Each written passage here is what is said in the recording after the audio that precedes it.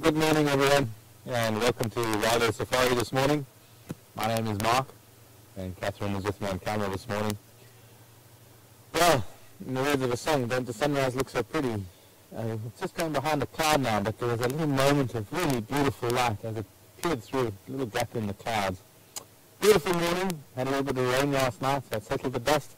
It's also rejuvenated a few of the plants. They're no longer looking a little wilted. Leaves are open, so making things look a little greener. Join me and Catherine as we drive around this RV Sand. Let's go and find you some things. Some creatures, some big and hairies, or big and not so hairies, or not so big and hairy.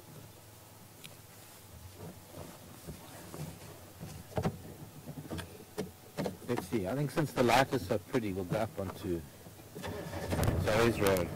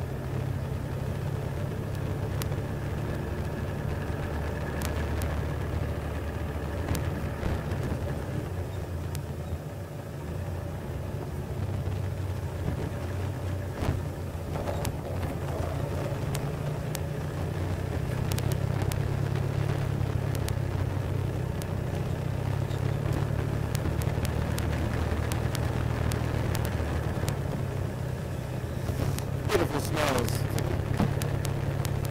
Most amazing transition from dry to wet. Even though we're in the wet season, there's a long patch without rain, and now suddenly with the rain coming. It wasn't that much. It was very threatening, some very heavy booms of thunder. And it was more dark than dark last night.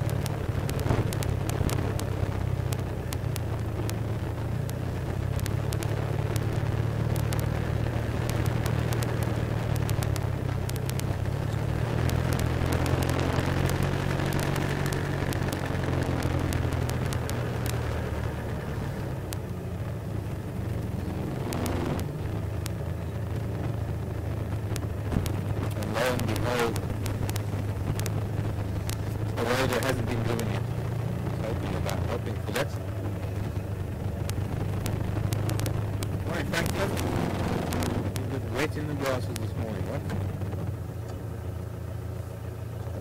Let's split them up now.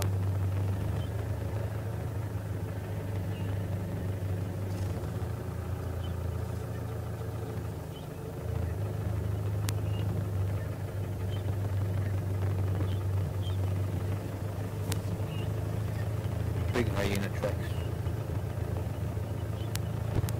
Very fresh.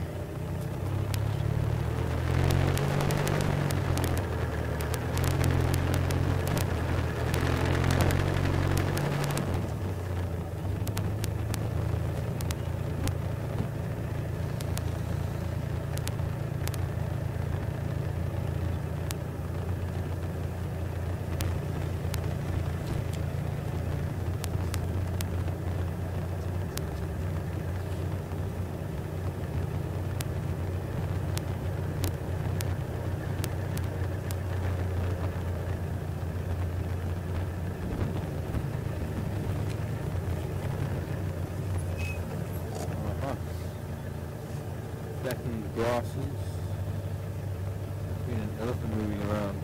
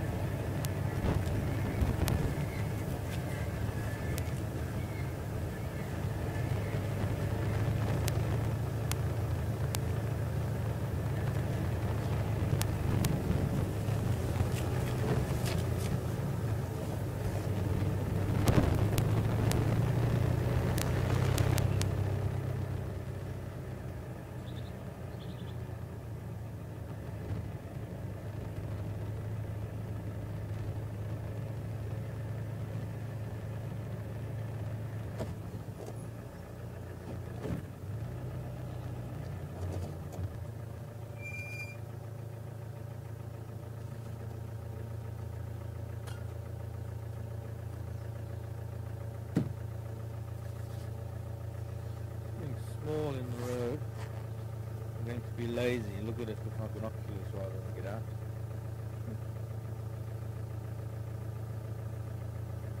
Oh gosh.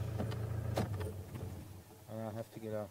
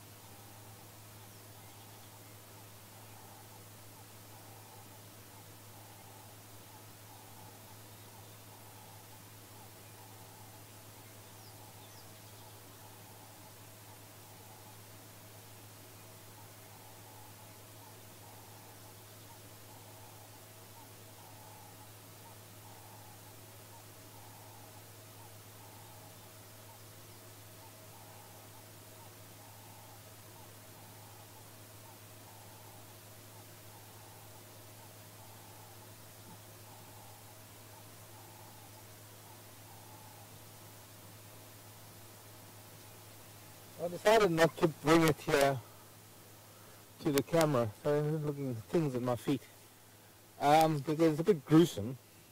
At first, from this distance, I thought it was a baby bird, actually. I thought, you know, cuckoos are around. Not seeing a nest nearby that it could have fallen from, but of course, it wasn't a baby bird. It was actually a mouse head, and a lot of the skin had been taken off of it. So here, it must have been a cat, my guess. Cat. Can't see any tracks, that's the problem. On account of it might have been before the rain and it's sort of washed a little bit clean. But it must have been a cat or something. Maybe an owl eating it on the ground. It's not out of the realm of possibility, but interesting. A mouse's head. Ordinarily I'd keep it to try and identify it through dentition. But I thought that might not be prudent. Carrying a mouse head with me for the next 3 hours. Wouldn't be the first time.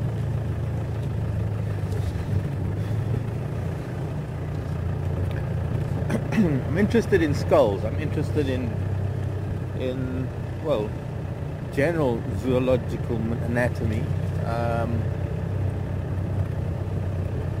I like collecting,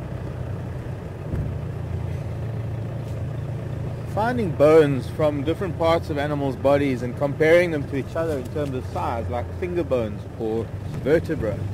And then of course skulls are very interesting. Morning, Roller.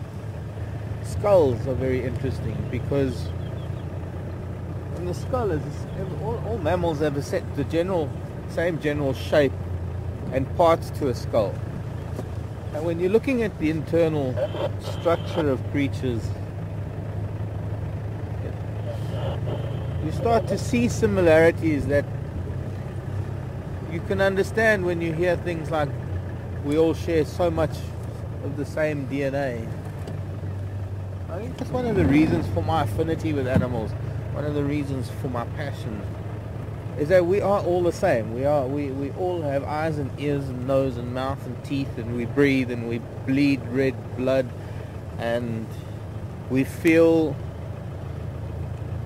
different emotions, and we eat, and we have byproduct of eating, and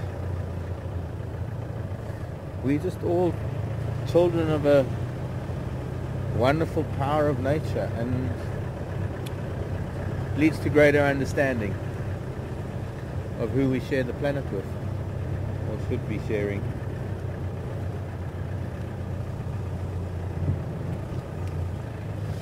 Oh, there's a Cokie Franklin.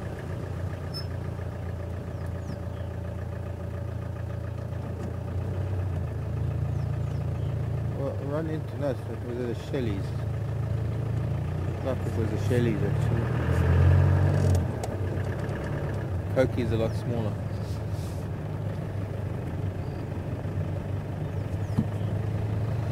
Zoe's Road, be kind to us this morning. What are you going to show us?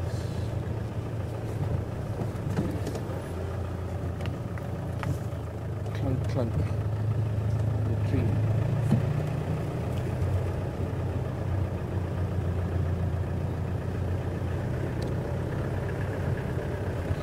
have a skull in my room of the smallest insectivore, the smallest of predators. The cranium is so soft that it doesn't, well, the skull is very hard to obtain the skull of a small shrew with the cranium intact, because the only way to get the skull is for ants to eat all the stuff, all the bits off of it, and the cranium is so soft and brittle that the ants will eat it. But it's just a little bit bigger than my pinky, than my baby fingernail, the size of the skull. You can imagine the tiny little canines and the tiny little carnassial teeth, those triangular teeth, very, very sharp, used for chewing insects and little birds, little things, earthworms. Too many people see shrews and connect them to the rodents. They're not. Then I just have a look at Impala Plains while we're at it. It'd be nice if the sun just popped out quickly and shone on the mountains, if we can even see the mountains. But we'll just have a peek towards Impala Plains.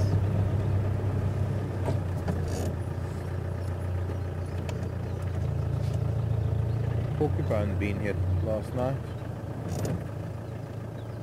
Porcupine quill in the road.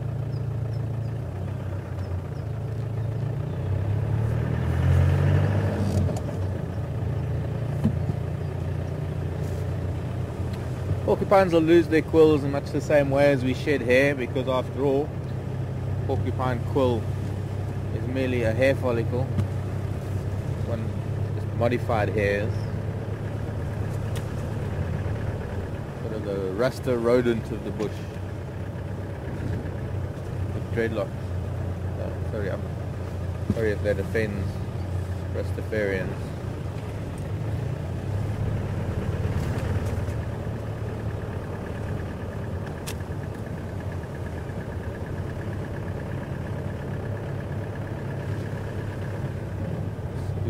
Doves, 3 of you.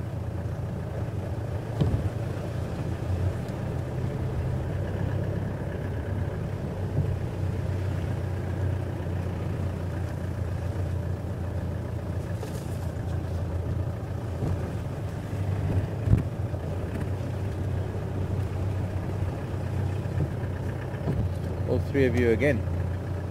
Off you go. Might be mom, dad and little one. So I guess these are emerald spotted doves. Emerald spotted wood doves, green spotted doves. Middle one is calling now.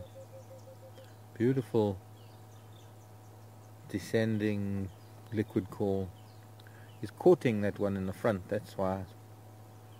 Maybe this is not a youngster at the back, maybe it's just another male competing.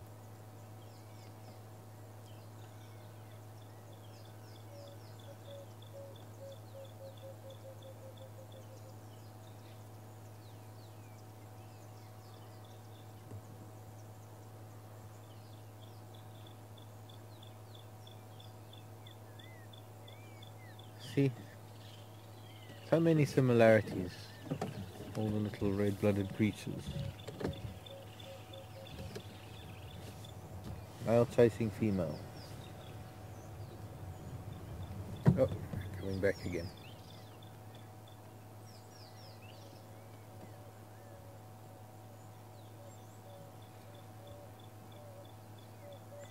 Now they've got 2 spots on the wing that are a metallic emerald color, most beautiful emerald green, but being metallic when they catch the light just right, it's quite incredible. If you've ever seen that metallic color on a peacock's wing, very similar.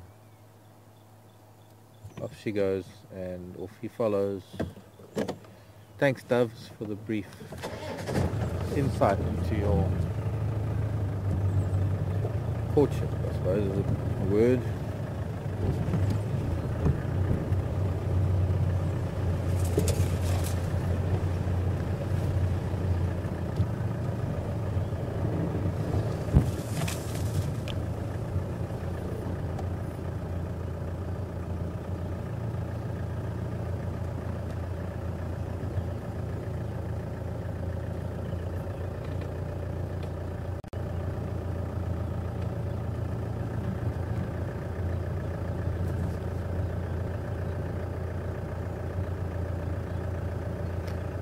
Small group of impala in the long grasses. A resident impala, plains impala.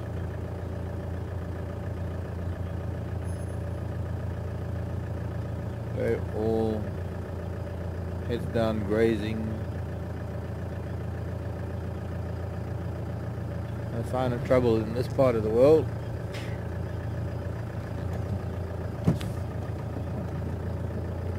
We'll continue down to Zoe's Road.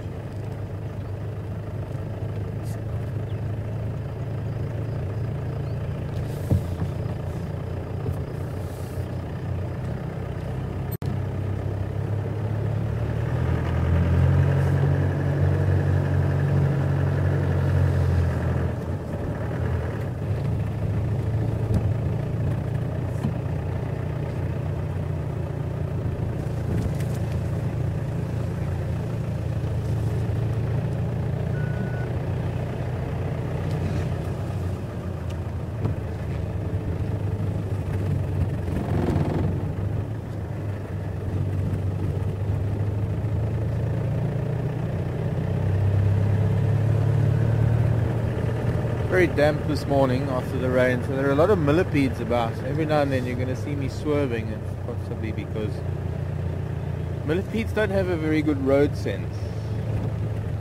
They just sort of run out onto the road.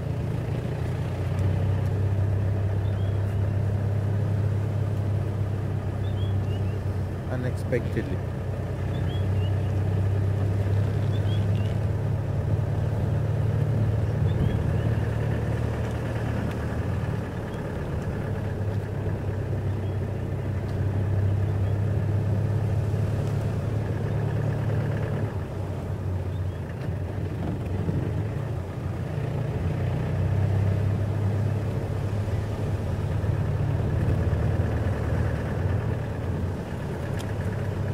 The way a millipede's body works, all of those little very hard round segments that make up their body, there's a very, very soft membrane between the segments that allows for articulation of the segments when they're curling up or moving. And of course when it gets very dry and dusty, they can't move around in the dryness because dust can damage that little membrane between those segments, as it is with most insects. A lot of beetles are like that too. A grain of dust can scratch the segment membrane as an insect is moving the two segments. It can actually dehydrate an insect very quickly, or a millipede.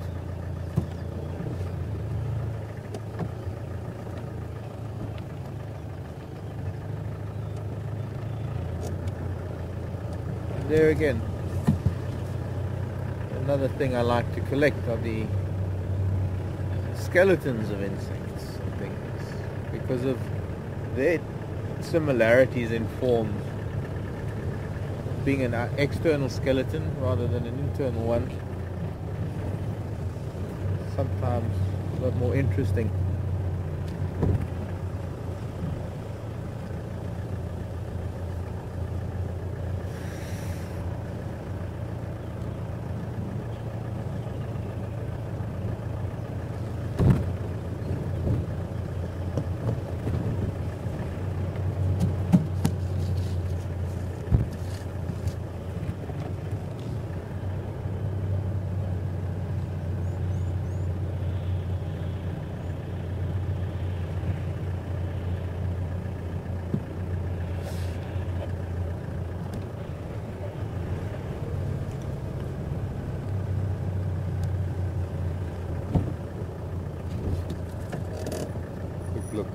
view in the morning light.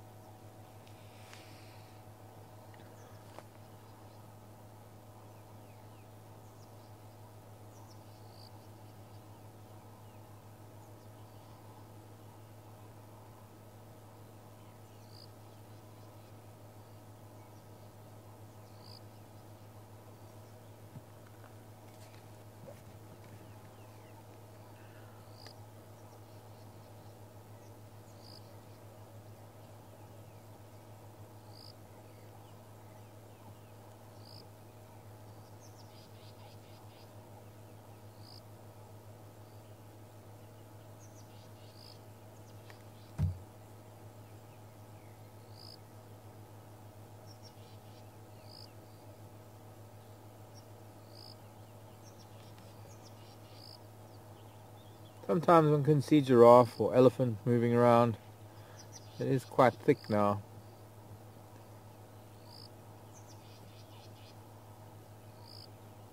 But I'm not seeing anything yet.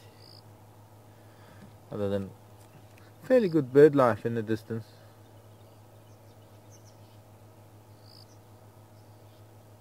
Nothing close enough to point out to you. Get an idea of the number of golden orbs with the sun coming through. Okay, let's carry on down Zoe's, get to Philemon's cut line.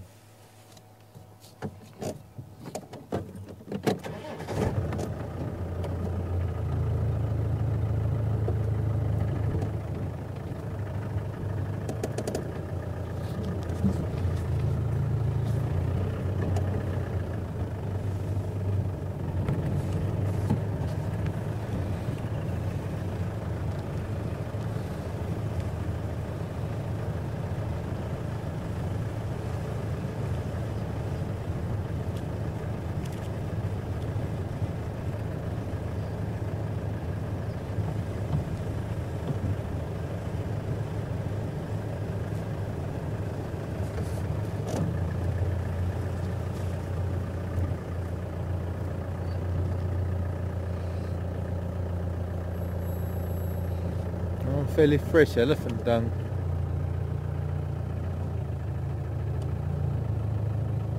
But it was before the rain. No during the rain, no tracks associated with it.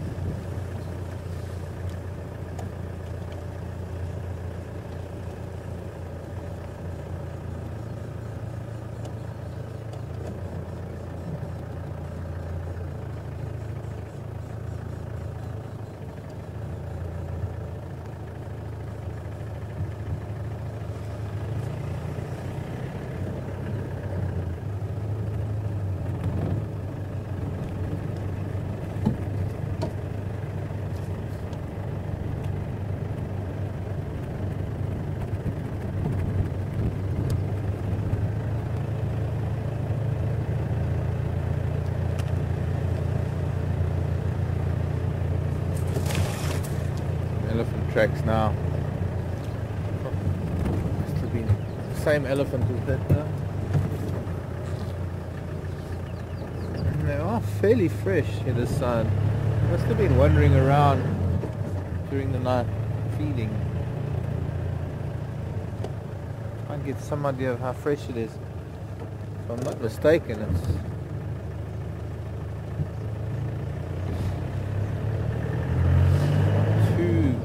long, either shortly after the rain or while there were still drops.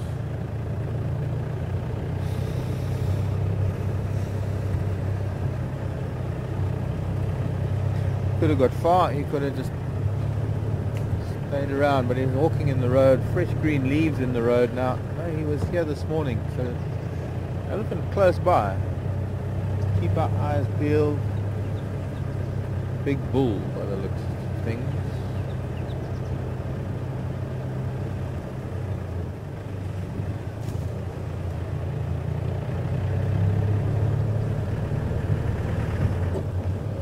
Feeding on marula fruit here.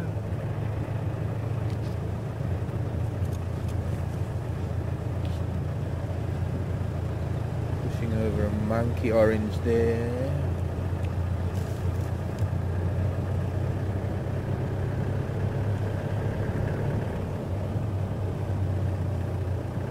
In the road. We are getting close to Gowrie Main. Let's hope he hasn't crossed yet.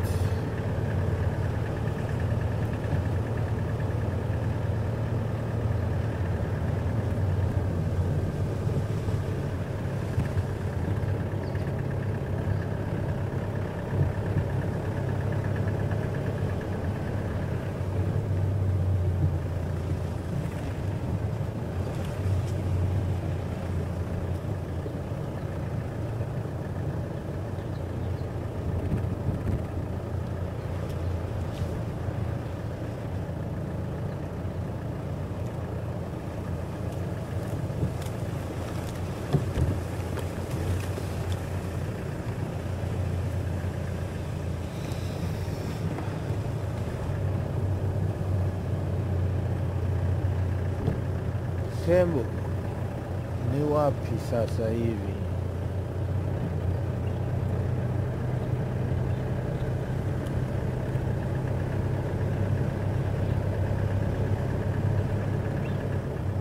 Not on the road anymore.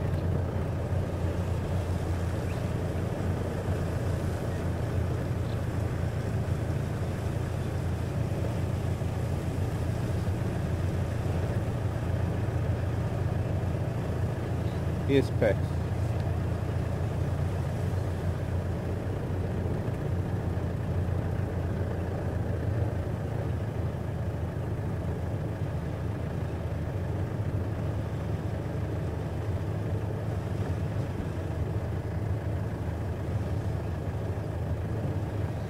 We'll check Philemon's cut line, see if any tracks across there. I didn't keep track of which side of the road he left the road at Zoe's. Let's see if he's come through. Otherwise we'll come back and look for him on Gowrie Main.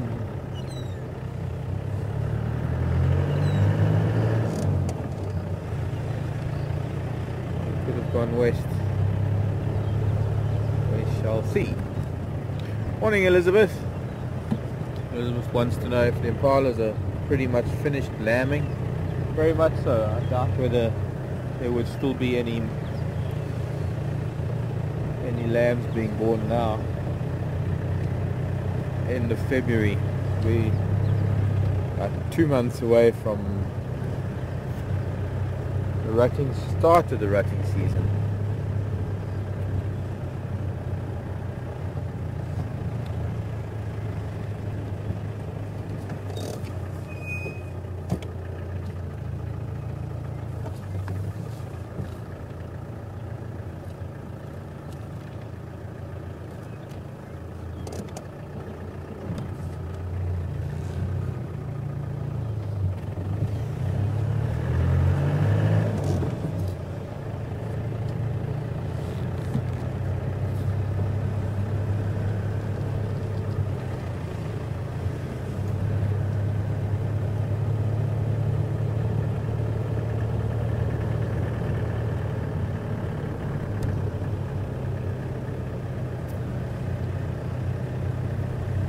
Any lambs being born now would have pushed the rutting season as late as, say, maybe August, September, August, and that wouldn't have happened. We have females still in estrus so long after all the others had come into estrus. There is a need for that kind of synchronicity. There is a reason for it.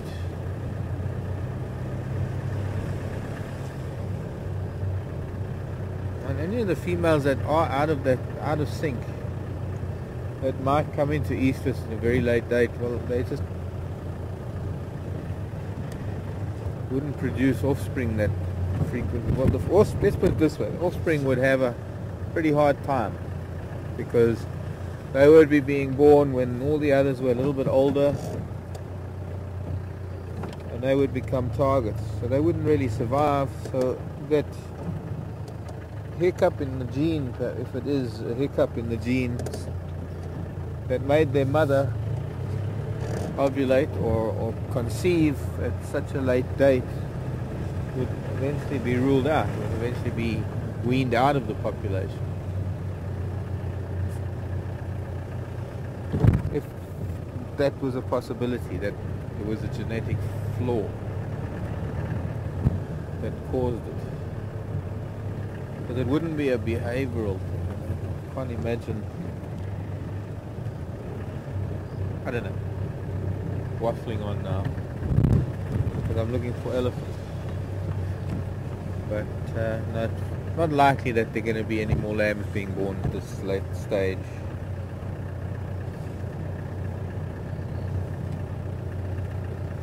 I mean, I've seen lambs being born into late January, I think, maybe early February. Last year we had some pretty late lambs. I'm not seeing my elephant coming this way. I'm going to go to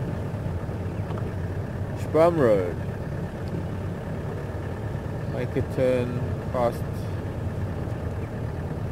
I think, kind of a loop we can do. I think we'll do Sprum Road, Gari May, come back this way and do a big loop.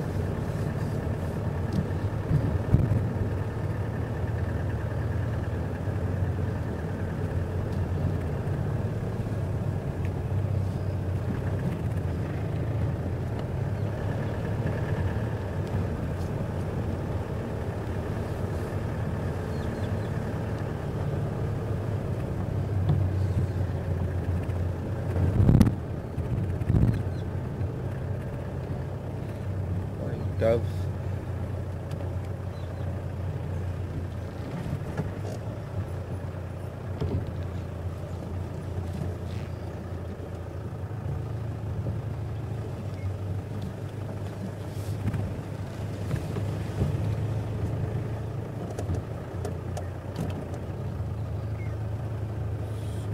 Squirrel with a kink in the tail. Morning, Franklin.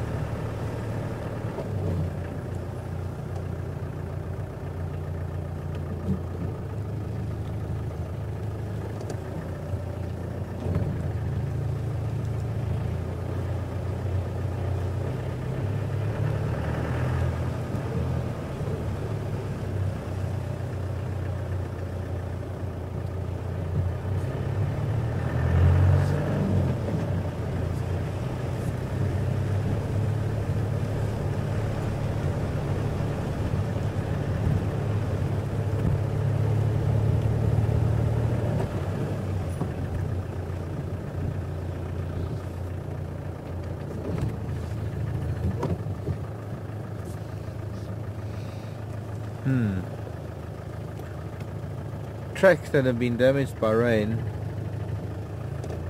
It's a hyena, but track there could be leopard. Very round toes.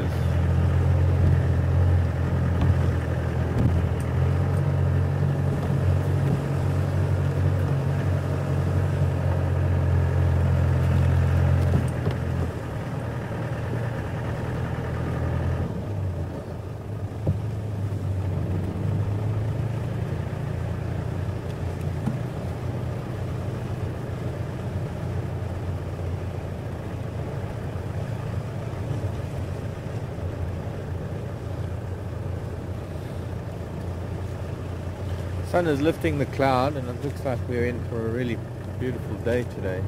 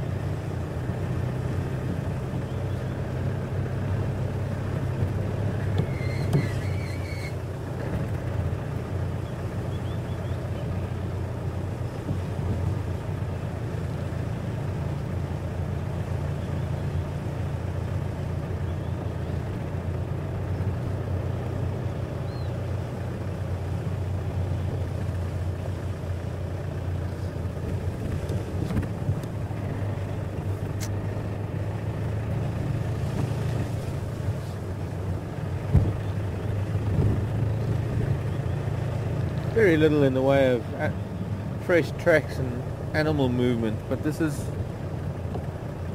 rather typical of what happens after a change in weather like we've just experienced.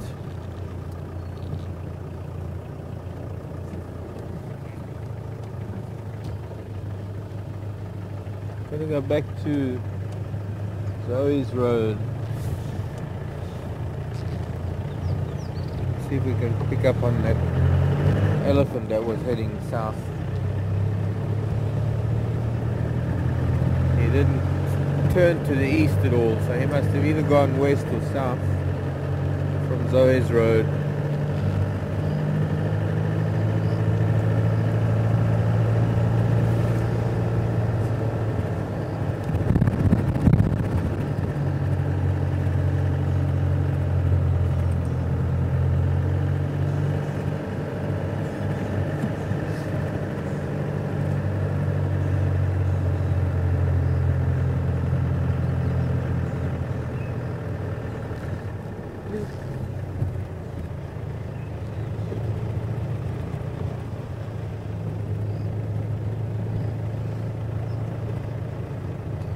A lot of elephant tracks crossing. Obviously a lot of this is before the rain.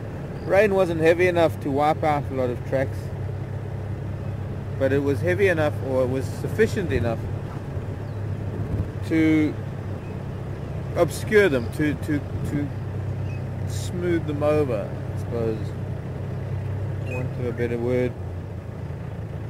To be able to eliminate any old tracks from new ones. Kudu track. Where are you, Kudu? I know you're here somewhere.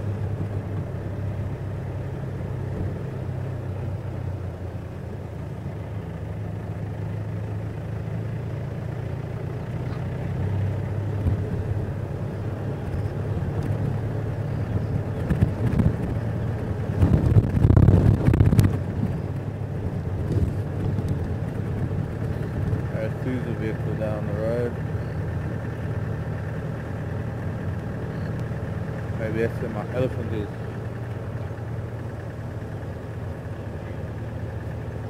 Alright, who's this? Oh, wonderful.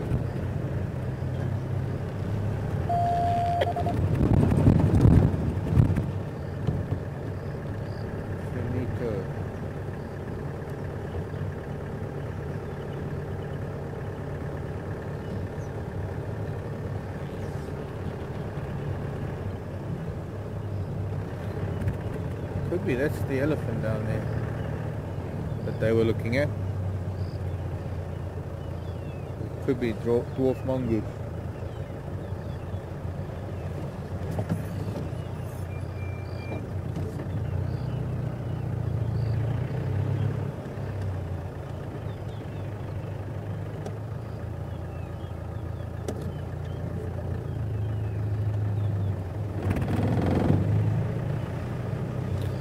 A lot of dwarf mongoose, that must be what they were looking at. So I'm just going to head down towards Triple M just to ensure that this elephant hasn't crossed here. Now we can watch some dwarf mongoose a bit.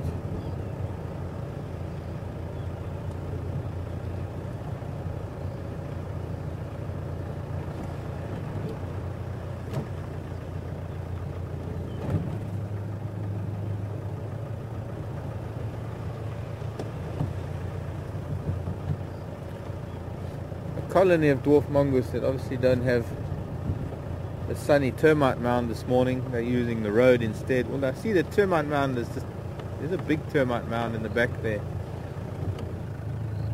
but it's a lot of grasses on it, so the grass is all very wet and they're all out trying to get a bit of sun.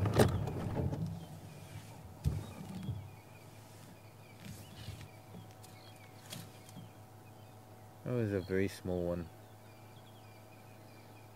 Couple of babies.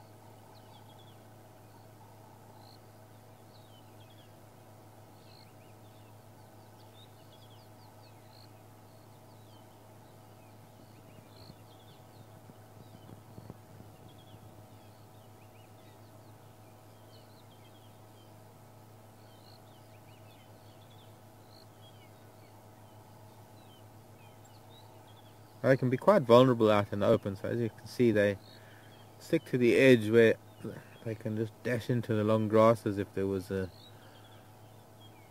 hint of danger, an aerial predator perhaps. Good wrestling match going on down there.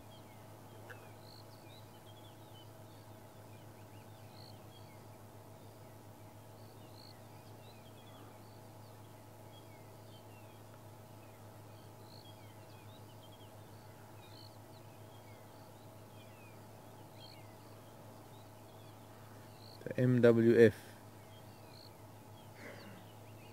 the Mongoose Wrestling Federation.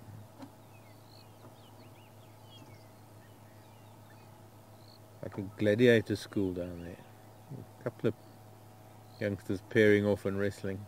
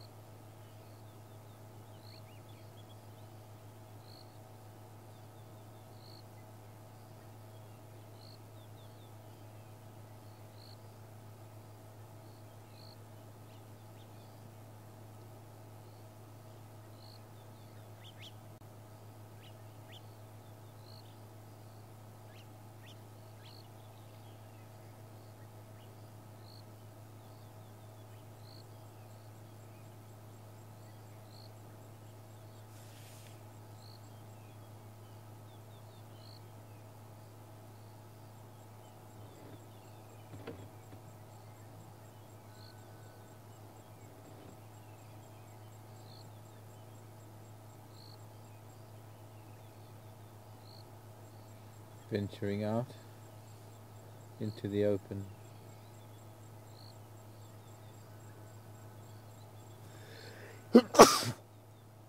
Oh, sorry children, I sneezed. I was just thinking of a similarity I've seen when I've dived either on reefs or especially on a wall dive. Wall dives where you get a drop off that'll drop down a few hundred feet, and how the fish on the wall move away from the wall into open water, because further away from the reef, further away from the coral, they can pick up particles of food, and you get this constant swirling of fish moving further and further afield and then darting back to the safety of the wall or the reef. I'm trying to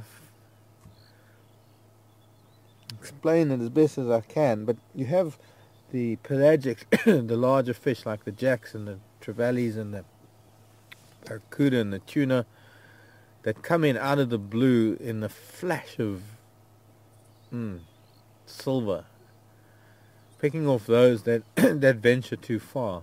So there's this constant uprising of fish away from the wall and then dashing back to the safety of it. Much the same way as these mongoose, when they start feeling comfortable, they start moving further and further out into the road, and at the slightest hint of danger they just dash back in. Knowing the limitations, knowing where you can push your limits to.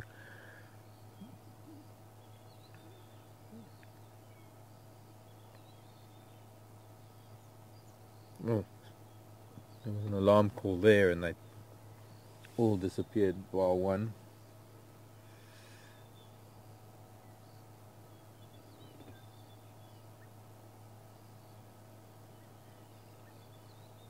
Even the francolins are freaking a bit.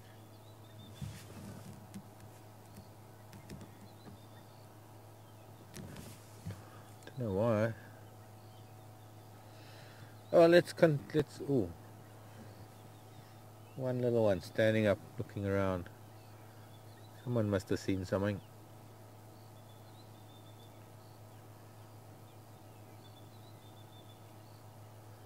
Let's see if we can find that elephant.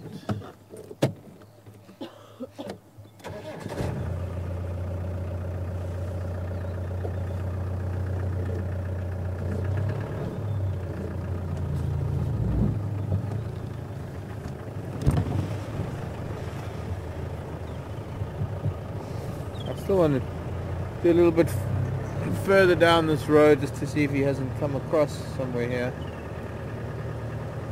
So far it's looking good. So far it's looking like he might still be north of us, north of this road.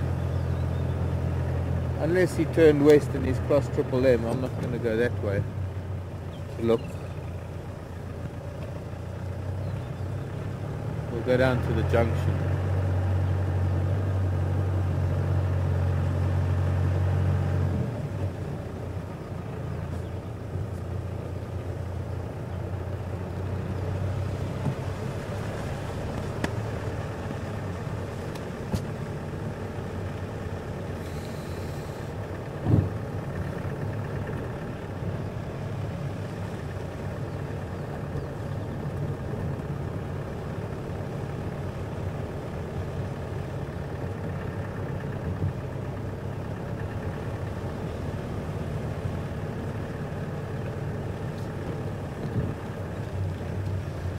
Yep, no sign down this way.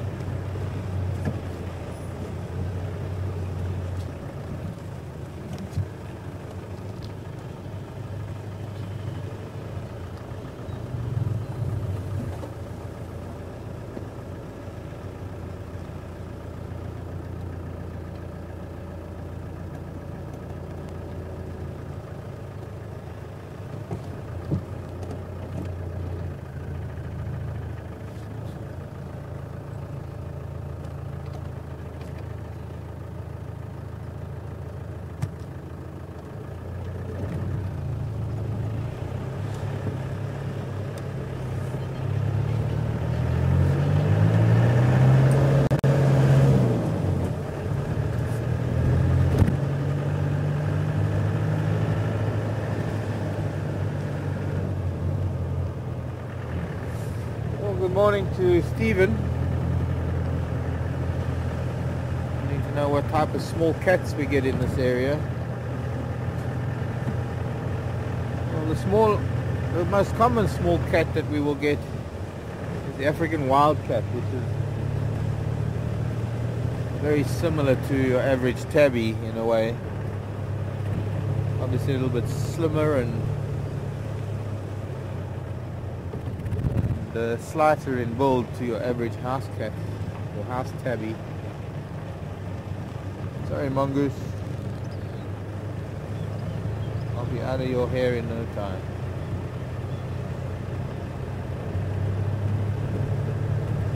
And of course, I think Steve's referring or asking about small cats, going back to that skull that was on the road this morning, and who would have been a likely culprit.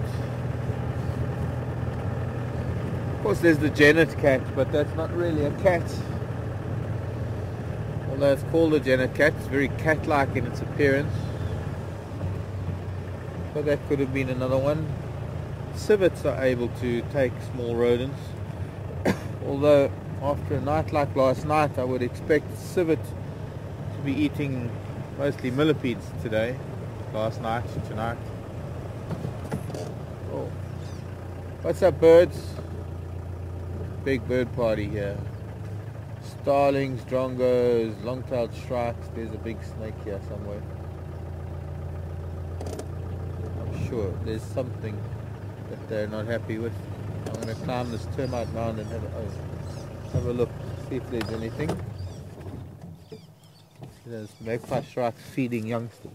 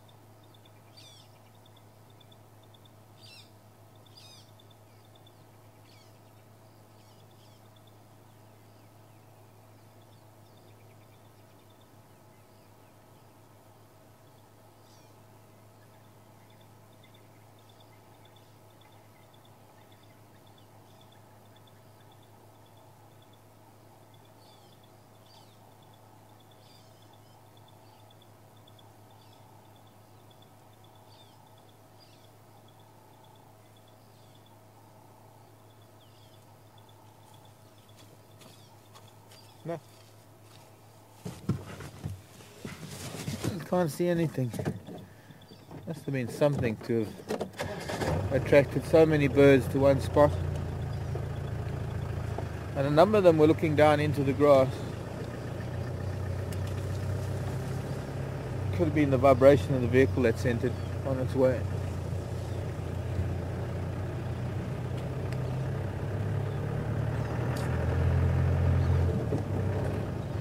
So I guess my only option now is to head back up Zoe's Road and see where this elephant would have left the road, get an idea of where he went.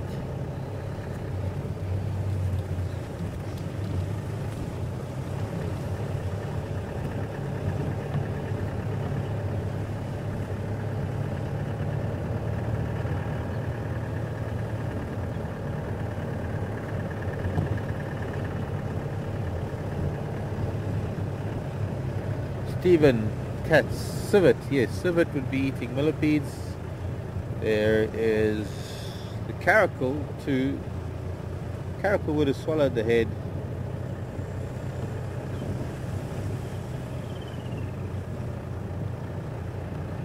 African wildcat would have maybe chewed the back of the head, only left the face.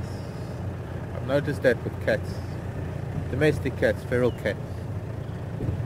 Those that might eat a rodent, depending on the size of the rodent, of course. The larger the rodent, the more is left of the skull.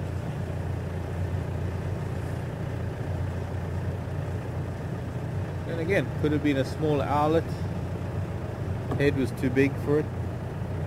Scops or pearl spotted.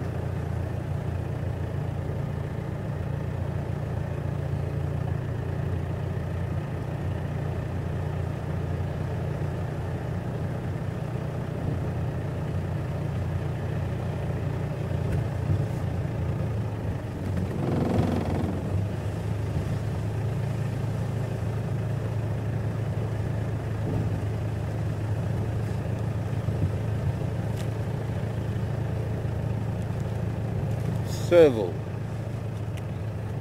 Serval are mouse catchers.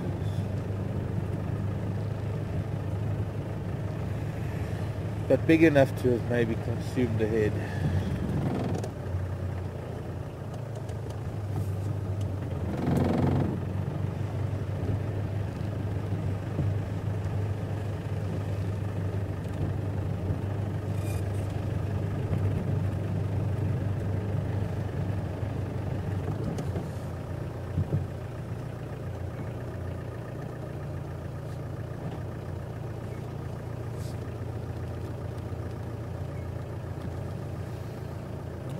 He went through there. He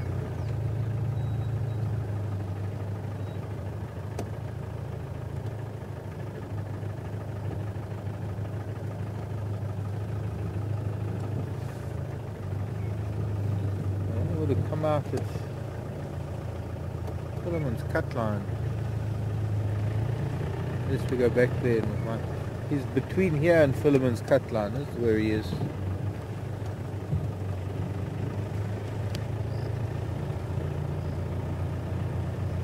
Morning, Laurie. Wanting to know if dwarf mongoose is the smallest breed of mongoose. The smallest species, yes, Laurie. Dwarf mongoose. Wouldn't call it a breed though.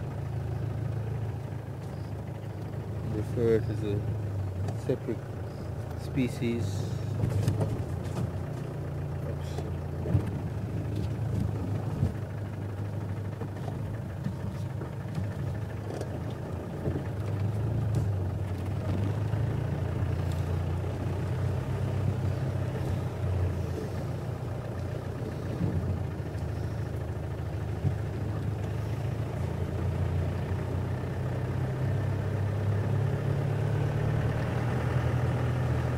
Around in here.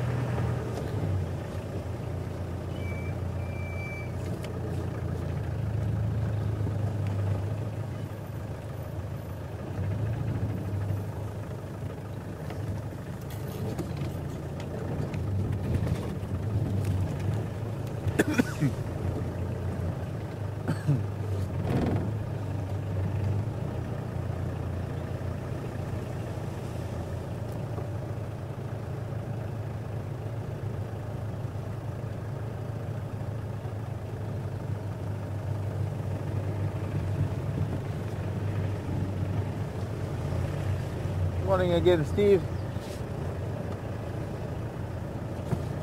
Inquiring as to whether feral cats and dogs, domestic cats and dogs, are a problem or can be a problem. Cats, I see both, I suppose, on the edges of the reserve. Feral cats have been a problem in the Kruger because they've been interbreeding with the African wildcat because they are so similar and they are able to interbreed. That there is speculation as to the purity of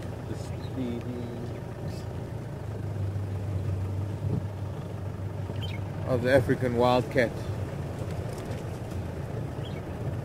Dogs, yes, dogs come in from the outside of the reserve. They're hunting dogs. I'm not talking about African wild dog now. I'm talking about rural dogs that are trained to hunt by people outside the reserve, either trained to hunt and chase animals out fence, or with poachers who will come in with their dogs to hunt small antelope and warthog.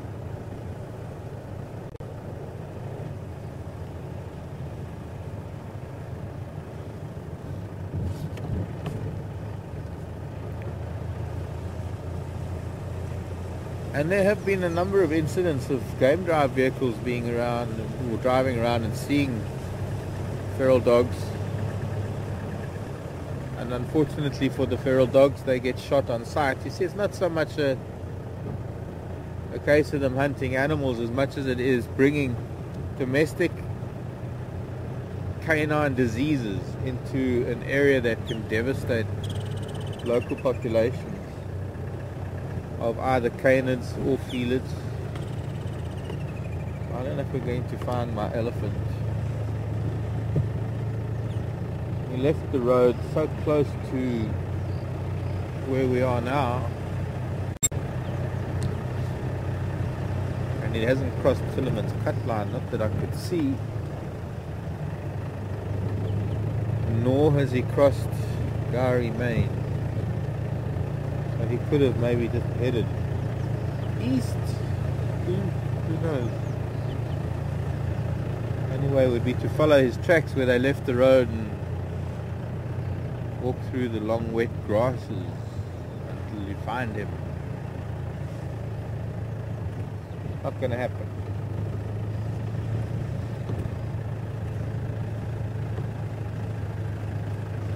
Maybe he's now come closer to this road.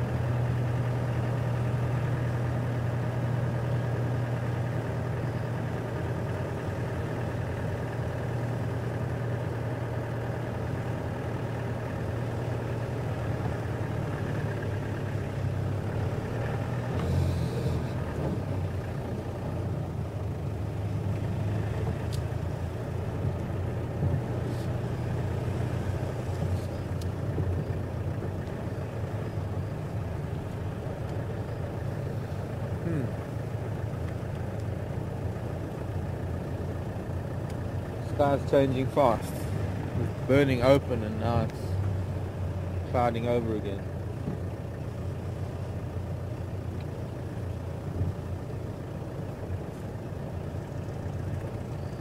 Getting rather cool.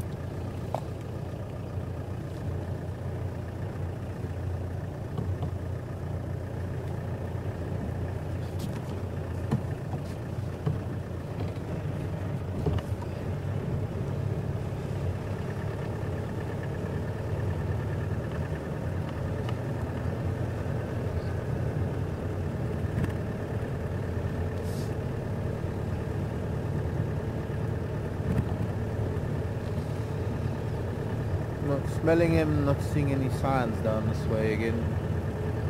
Thought having been absent from this road for a good half hour, he might have come closer to it.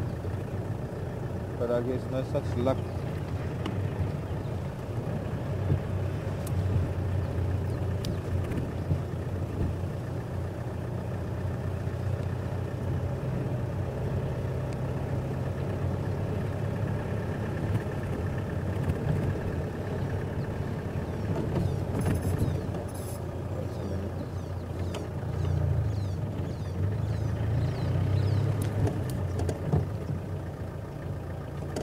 No.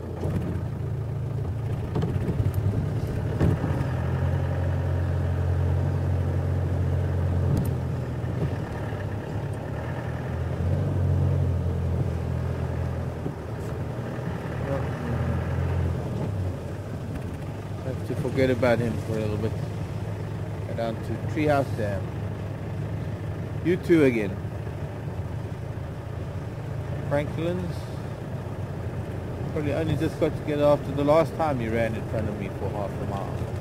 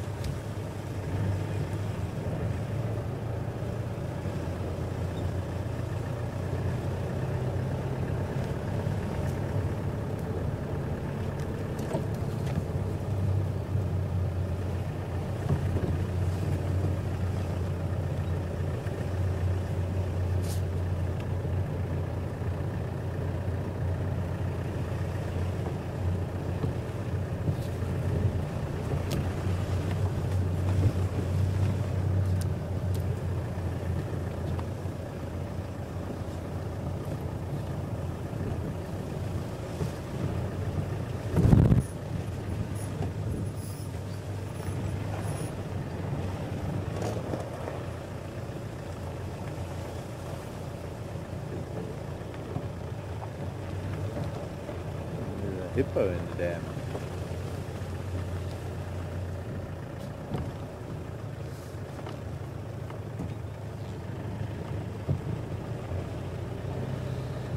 Boko.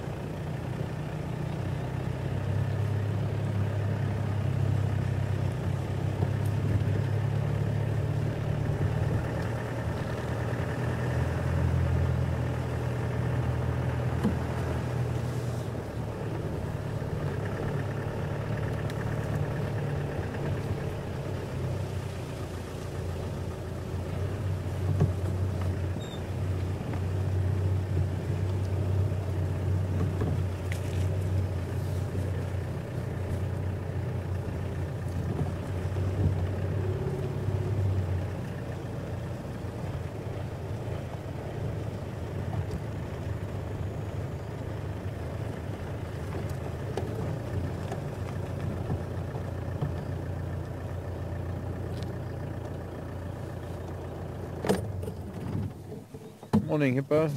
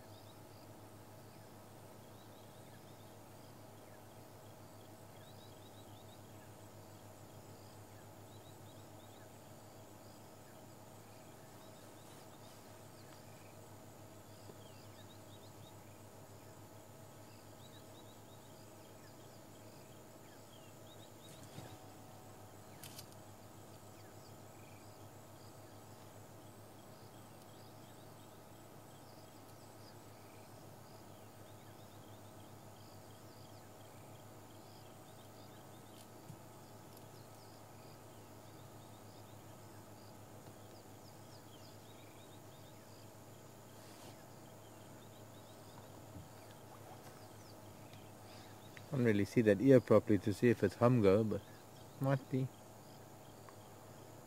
I think we'll leave this lovely peaceful setting.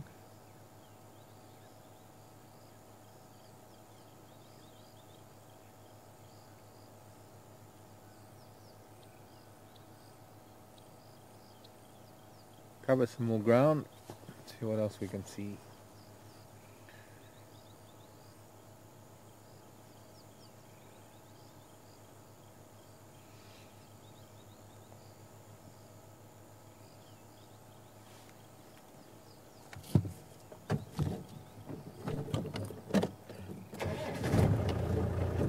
Au revoir, monsieur.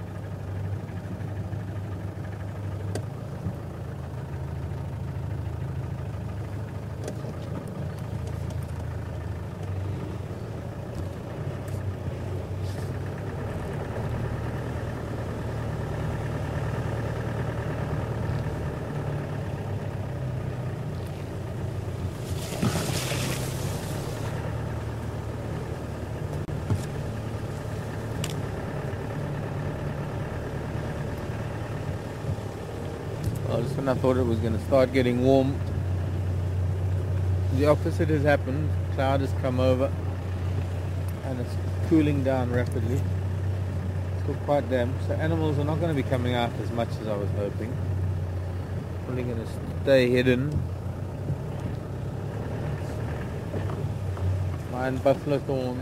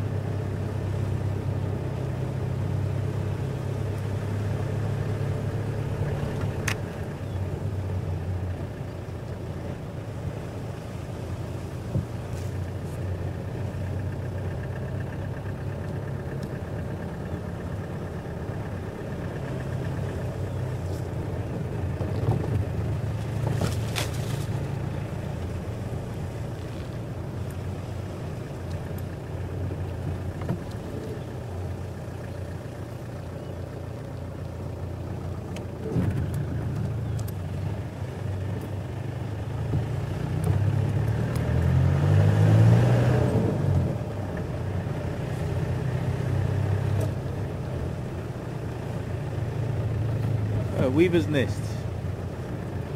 We'll make our way to Chelapan perhaps.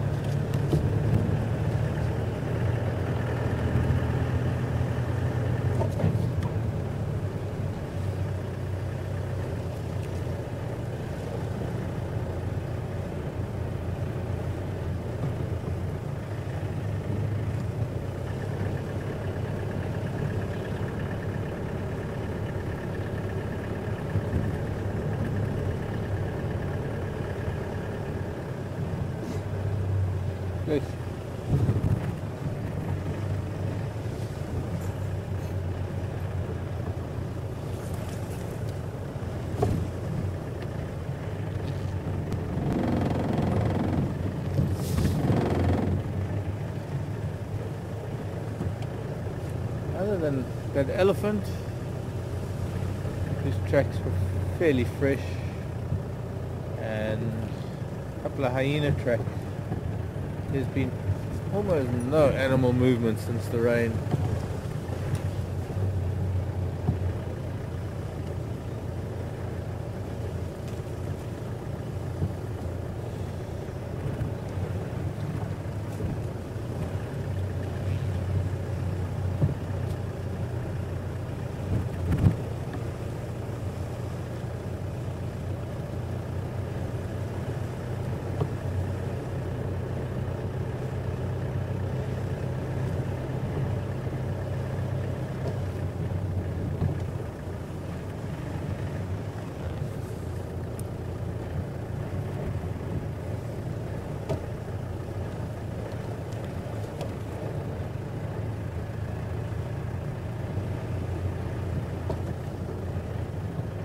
Rhino tracks are quite fresh. They might be promising.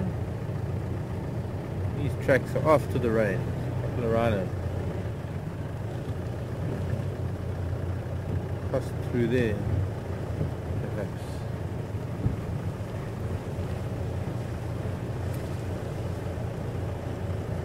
Also rhino in this weather, and rhino be lying down back on the road. Still a vulture hanging out.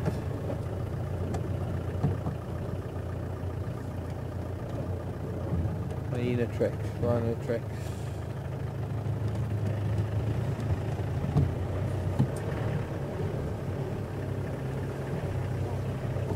Hyenas in the road. And there's the rhino back at Chelapan. Wow. There you go. Hyena tracks and rhino tracks, and suddenly we got both hyenas and rhino. Wunderbar.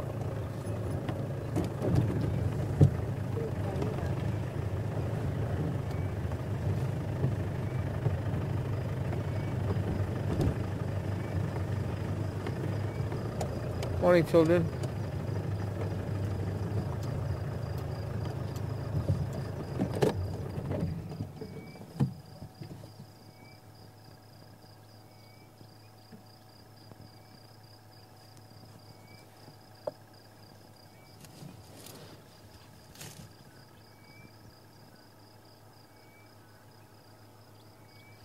We're not too far from the giraffe carcass. Also opposite the drainage line, up on Vulture's Nest. I'm sure they must have been feeding.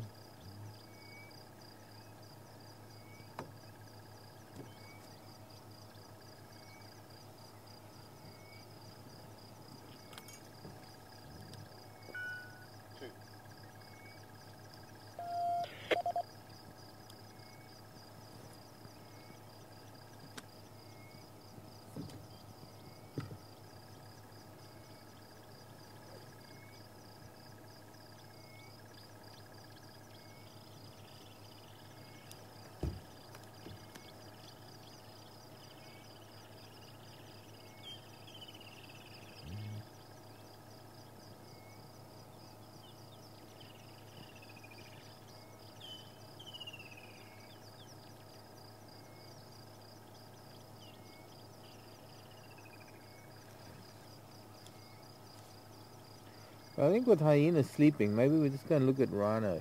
Sorry, did I wake you? Sneak past them. Those rhino are moving about a little bit at the back of Chelapan.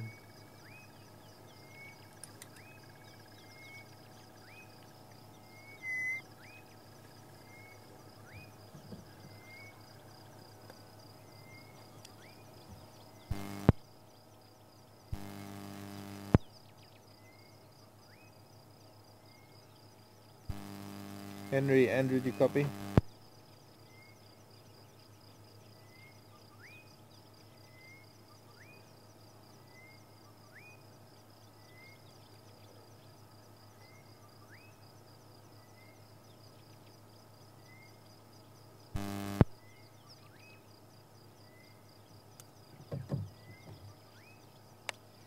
Let's see. I can't see those rhino.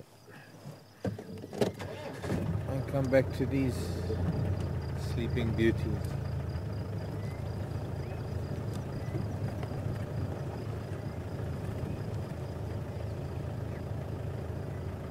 I don't see those rhino now. That was just a lucky glimpse of them.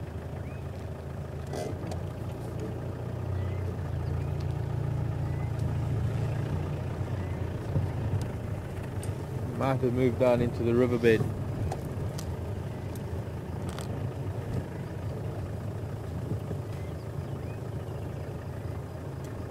There's a crocodile! There's a crocodile in Chelapan. Chelapan's not much bigger than a crocodile, but there's a crocodile here. To think. And I was waist deep in this water a few nights ago. Hello, crocodilius.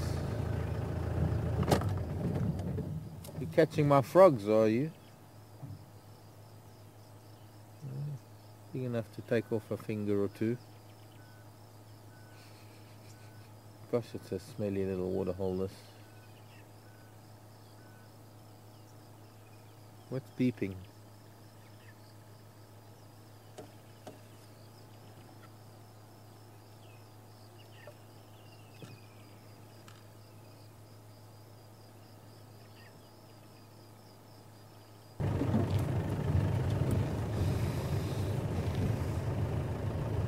Where did these prehistoric beasts get to?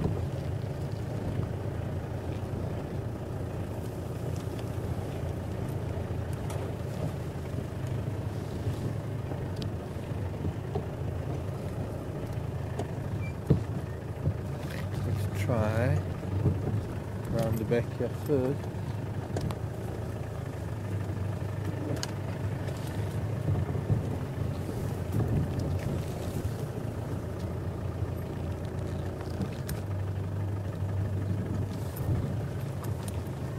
Following open patches. Doesn't look like it. No flattened grass.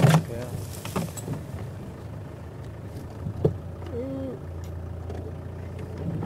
Golden orb and her husband. Okay. No rhino came this way.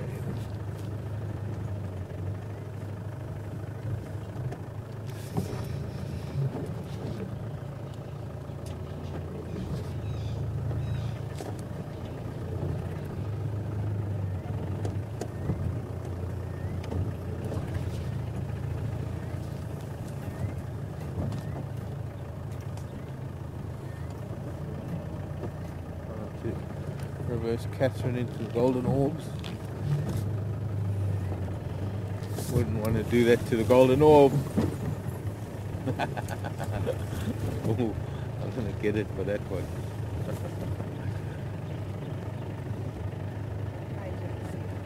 I'm going to hide my honey.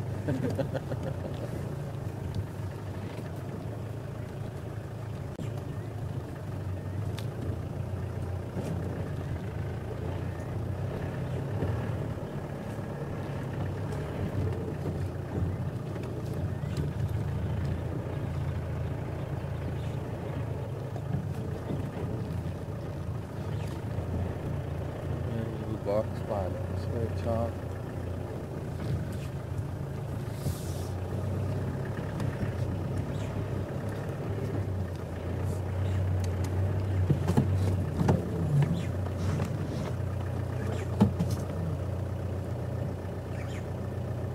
Yep, tracks coming down. Yeah.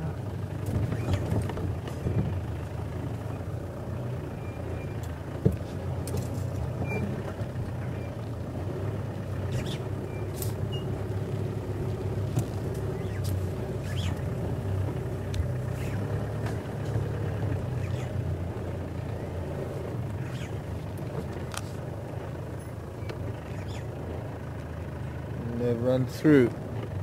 Okay. I think we'll go around.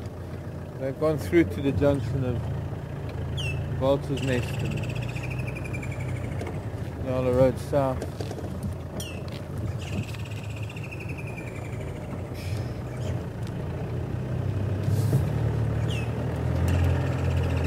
Kingfisher.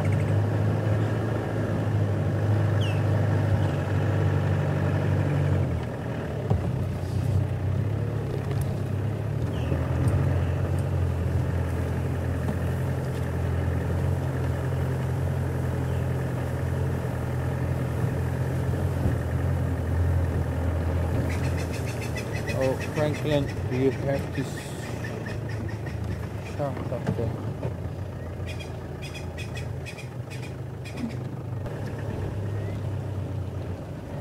No tracks on the road, but they're still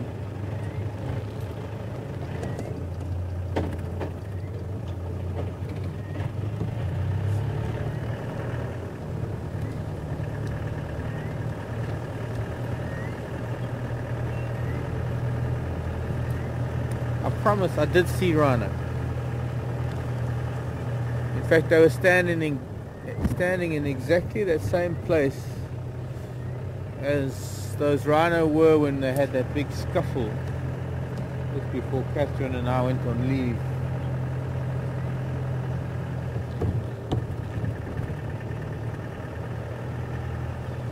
The tracks came down that little track, crossed the drainage line and came this way, heading pretty much in an easterly direction, so this would have brought them out right here. They could have turned once they got onto the road. Lots of hyena tracks.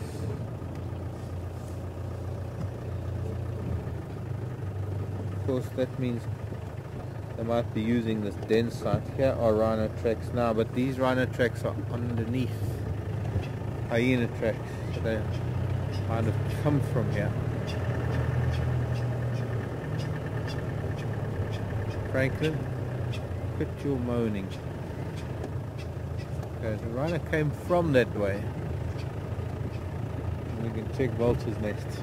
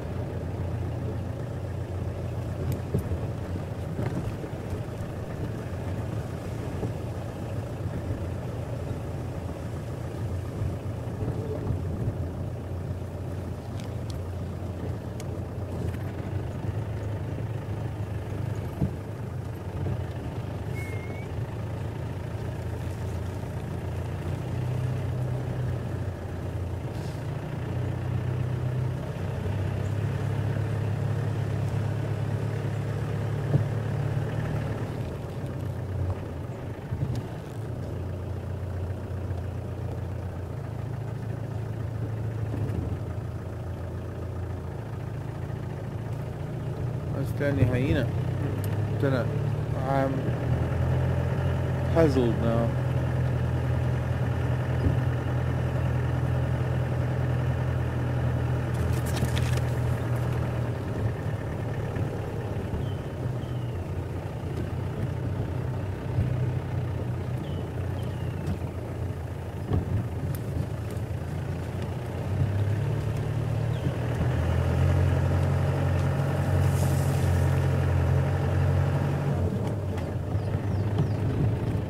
Like my elephant just disappeared.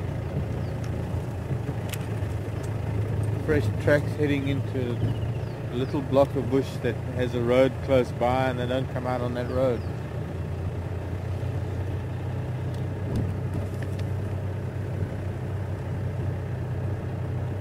And we come this far, might as well just have a look at that giraffe carcass, because we've got to see how far it's progressed.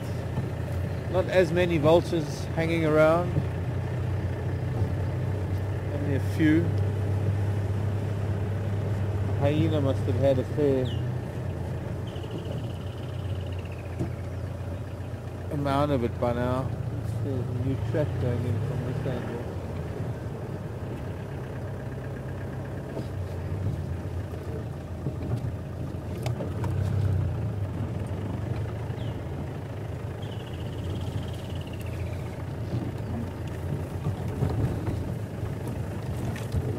Shortcut.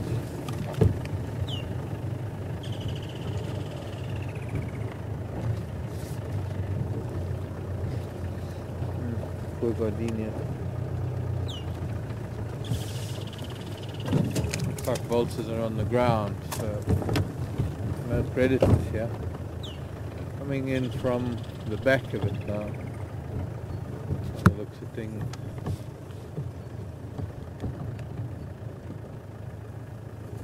Upwind. Sorry children, look at this. Vultures. Wow, that was a big one.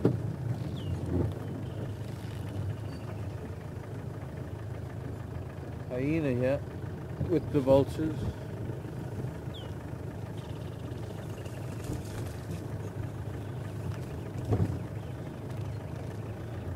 I guess that's why there are not so many vultures in the trees, because they're mostly on the ground.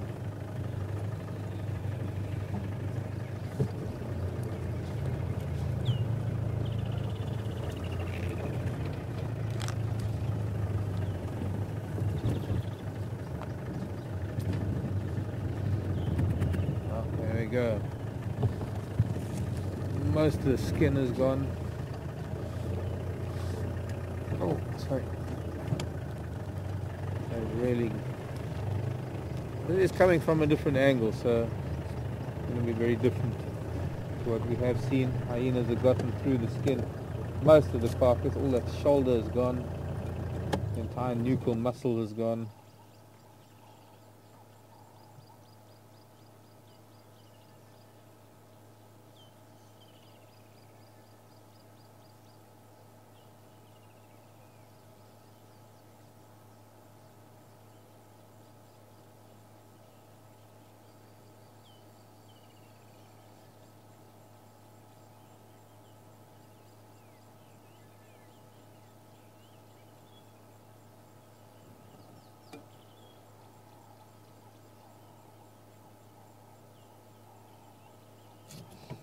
So, can't really see much, but you can see the skeleton still articulated. So, Is that one too big for your bedroom? that one's a bit big for my bedroom. Still a bit smelly, perhaps. Okay, what I'd like to do, let's just go around the bush, just to get a picture of the angle from the other side, because then it can be compared to how it looked when we first came here. Being such a large carcass, hasn't moved very much.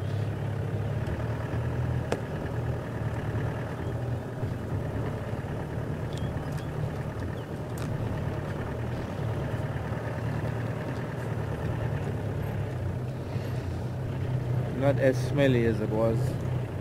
I guess partly the rain. Of course, what happens is the rain softens the skin a lot. It makes it a lot easier for everything to get into it.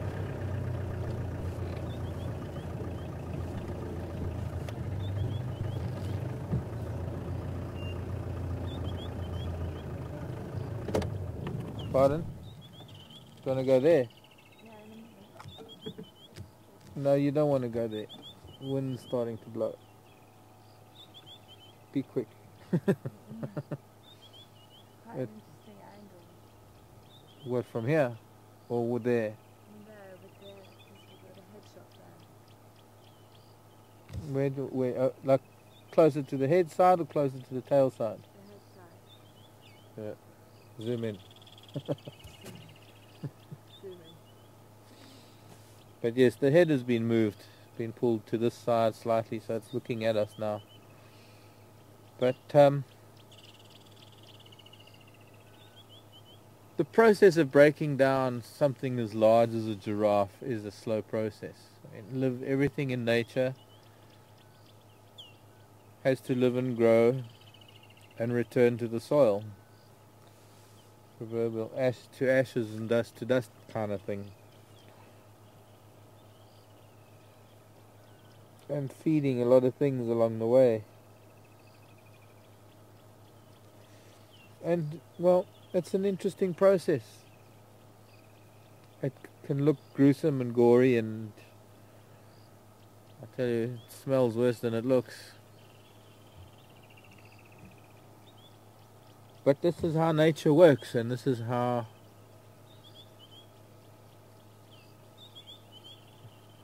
everything goes back to start the process all over again. All of this giraffe is going to be distributed in amongst the animals and the birds and the trees and the plants, and they're going to be incorporated in everything, and then the process starts all over. It's actually a wonderful process. Shall we go? Okay. Go find rhino and crocodile, and those hyena have probably gone back to lie down and chill a pan again.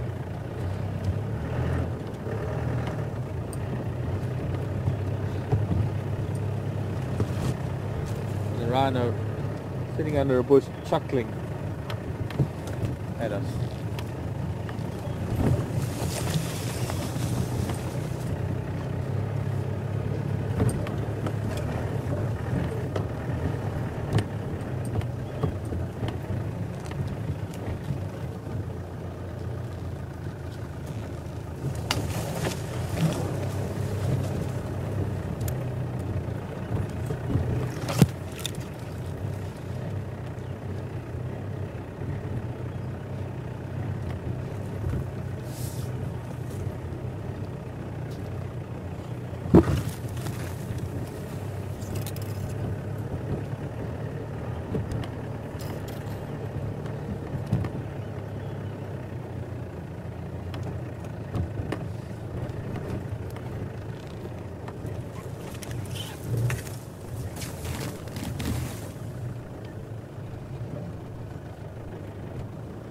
Maybe Patrick can do me a favor and just contact the guys on Channel 2 and tell them that I had some rhino and hyena and crocodile here at Chelapan, and find out if there's an update for me, so I can't do that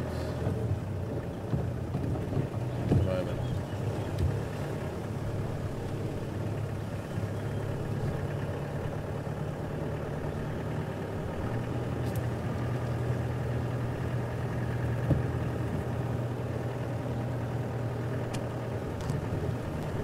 Now the trees are laden with vultures because they've all gone back to perch.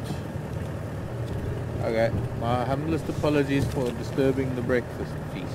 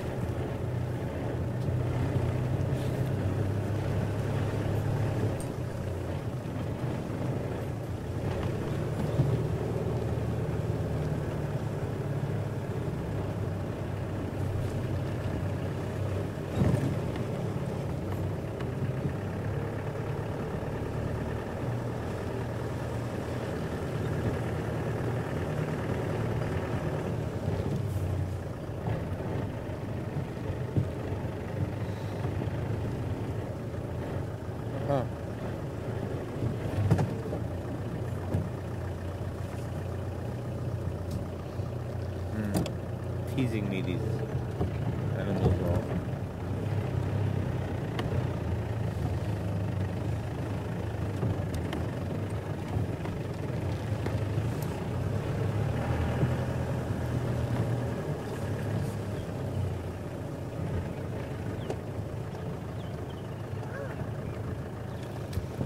Squirrel. Oh, he's up.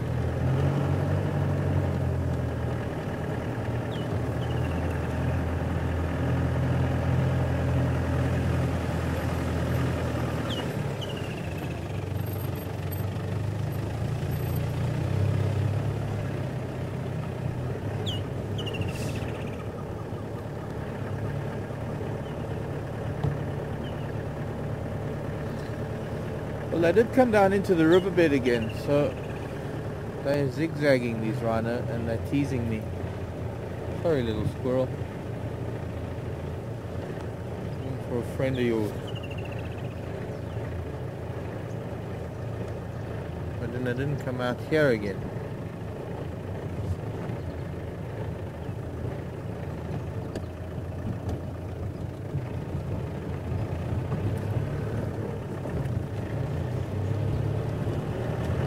Did they? Let me check on Twin Dams Road.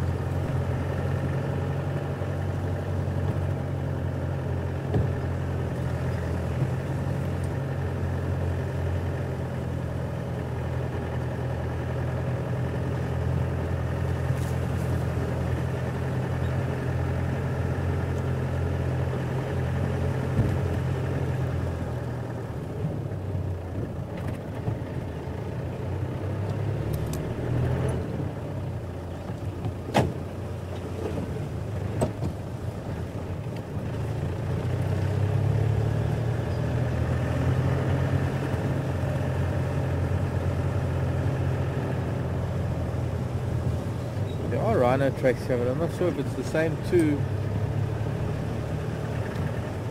Could be.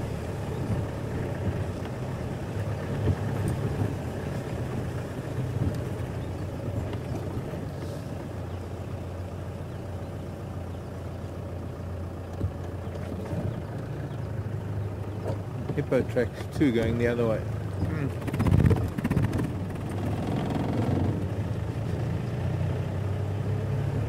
Slightly confusing. Elephant Skull Junction.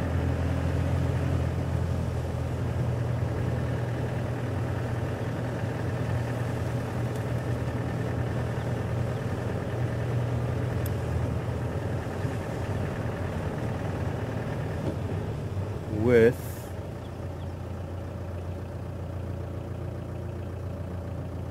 what would that be? Big warthog.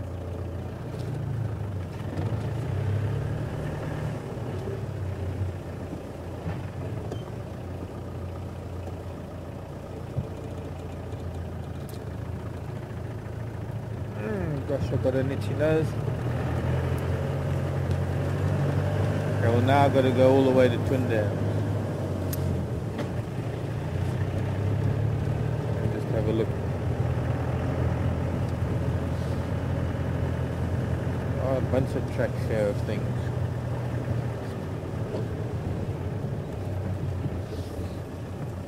But the light isn't right because it's hard ground. The rain's compacted it a little bit. Around there's still tracks of rhino heading down to Twin Dams.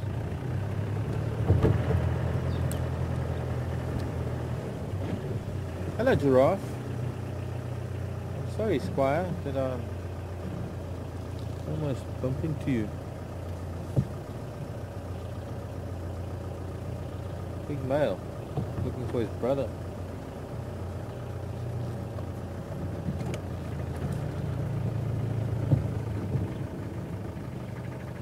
Disappearing into some pretty thick stuff.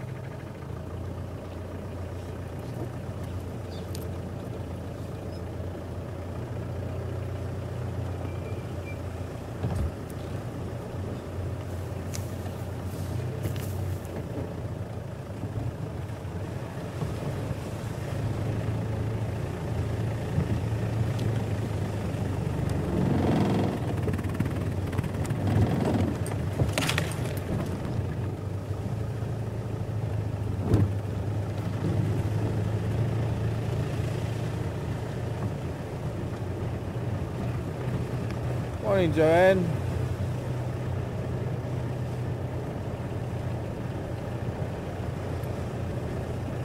Joanne wants to know if crocodile... Oh, Luann.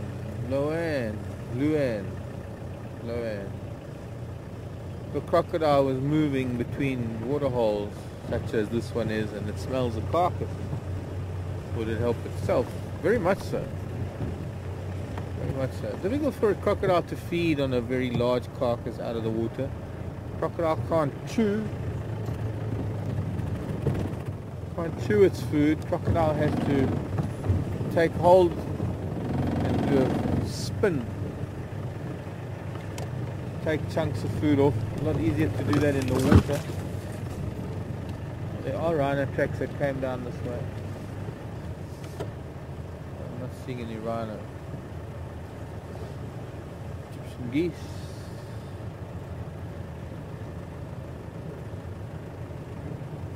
Egyptian geese.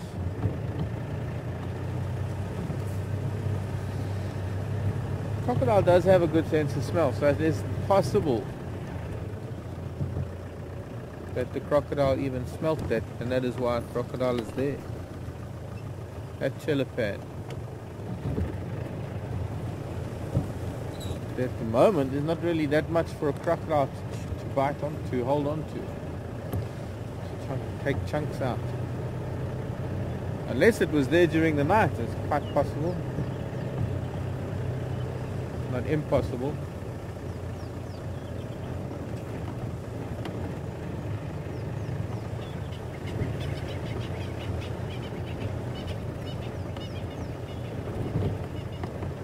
Franklin's.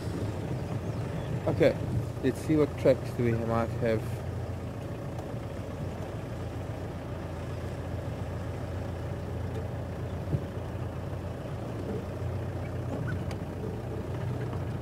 Nothing.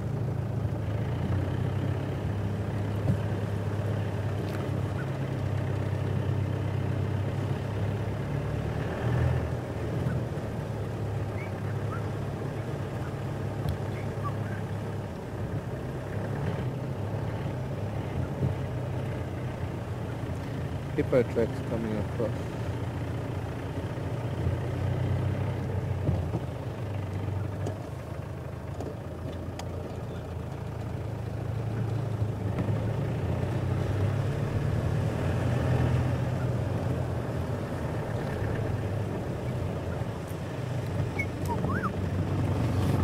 Black-headed oriole, lovely liquid core. Sky is changing for about the 5th time this morning.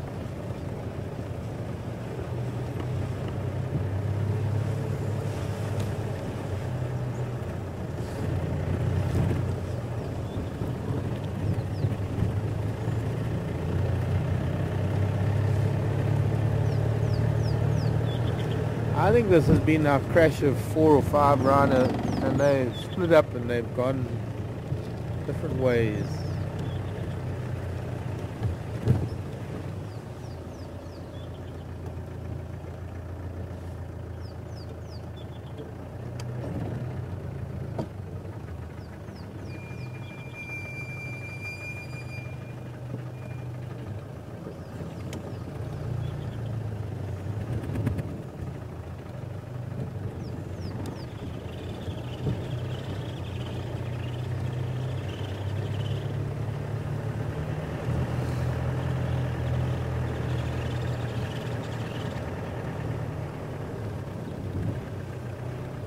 Yeah, the track's here heading south, so these rhino that were here have crossed somewhere. I don't think this is the two that we saw at Chelapan. I really don't think it's those two.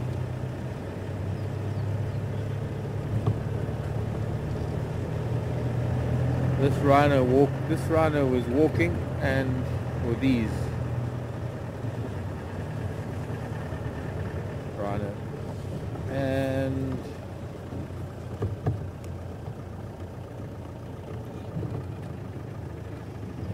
although the tracks seem fairly fresh,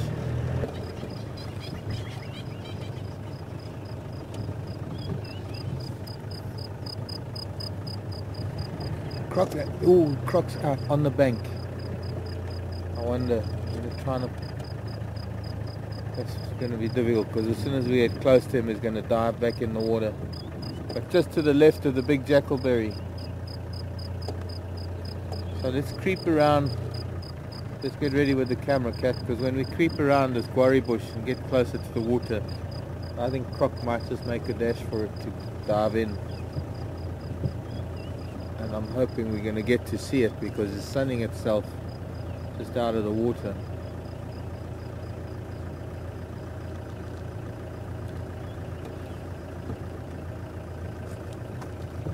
Wow. It's not making a move. I'm just looking at that croc. Already 6 feet of it, and there's still a couple of feet of the tail that I'm not going to see. Can you see him?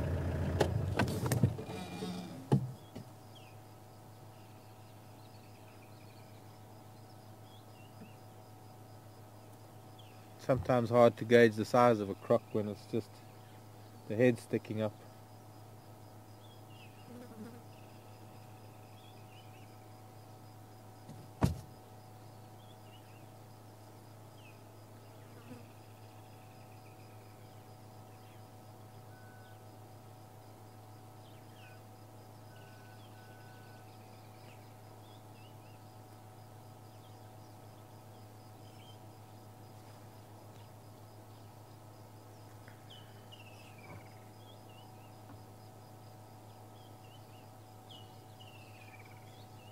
I really expected that croc to just dive back into the water when it saw us, but it's obviously a crocodile that's accustomed to vehicles.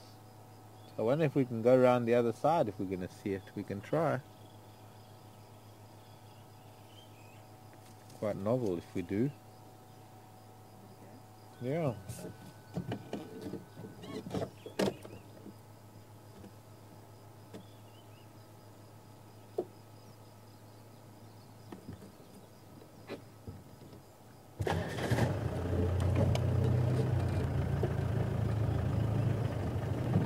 Oh, the grass is a bit long.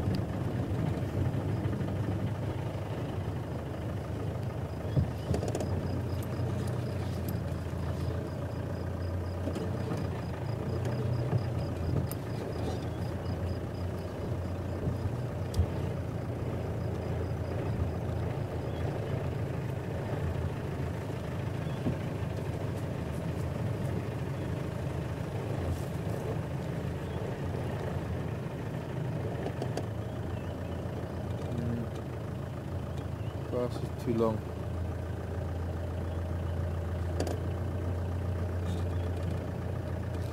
Well, that would require going really close to it, and that'll just chase it. Only thing we can do is maybe try again from the other side at a bit of different angle. Yeah.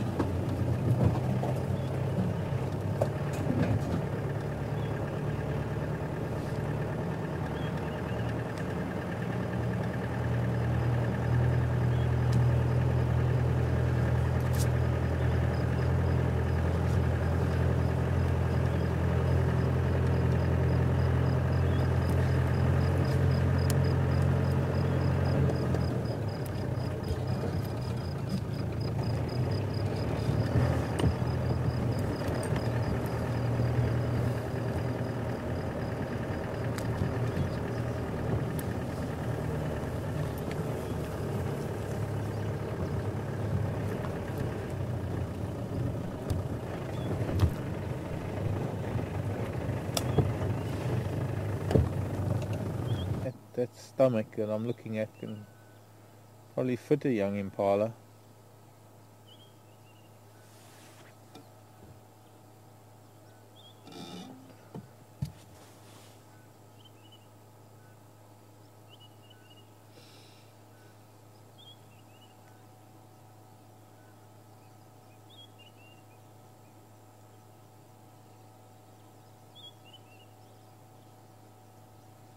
Just can't see the face too well, but almost. I'd say it's quite a unique moment actually for us to have this kind of a view of a crocodile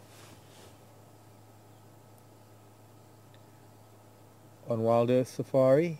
I hope we're going to have this crocodile around for some time yet to be able to view it.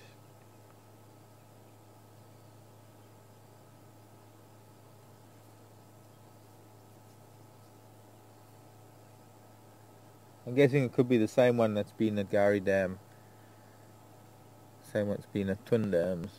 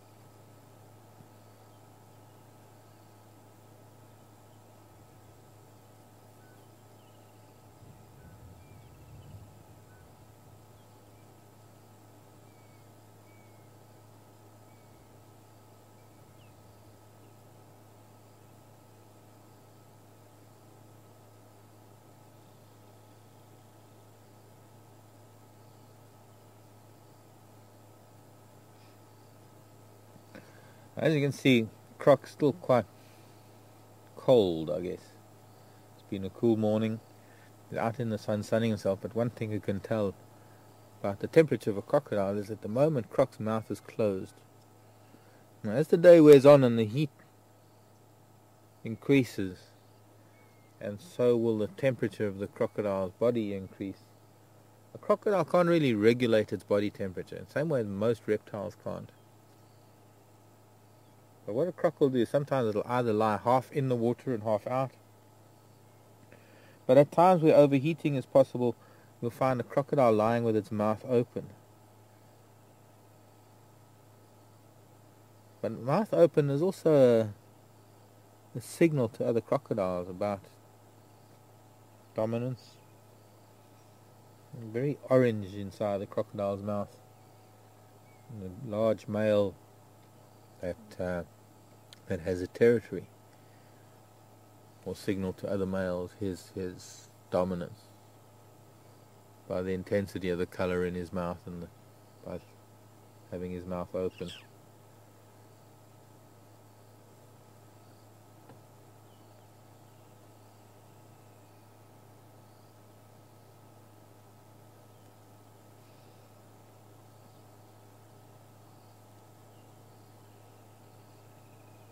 Well, let's move up Twin Dams Road up towards Gowrie Dam. See maybe the rhino gone. Well, they haven't gone that way, I don't think, unless they doubled back. I don't know where those rhino went. I don't think it was them whose tracks I found down towards Twin Dams. I think that must have been two other rhino. Don't know. Seems like I've been given the runaround by rhino and elephant today. Hyena gone to bed, no doubt.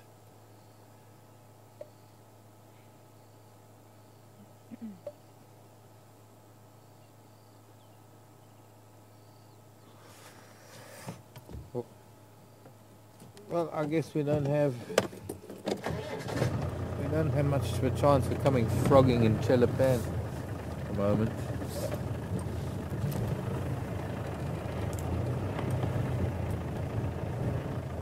I'm not much of a person for catching crocodiles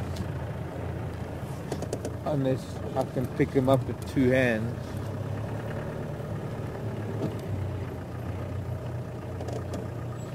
In the Okavango Delta, when you're in the reeds, you get the little hatchlings, and you just dip your hand over the boat and pull in a little one.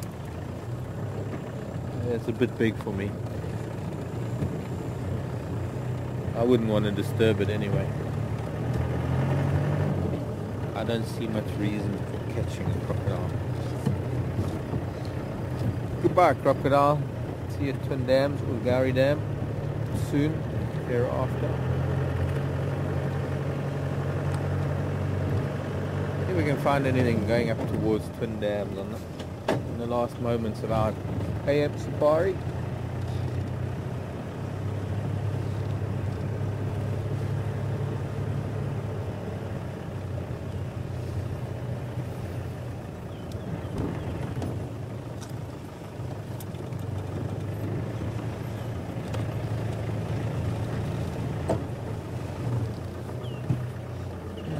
porcupine quill.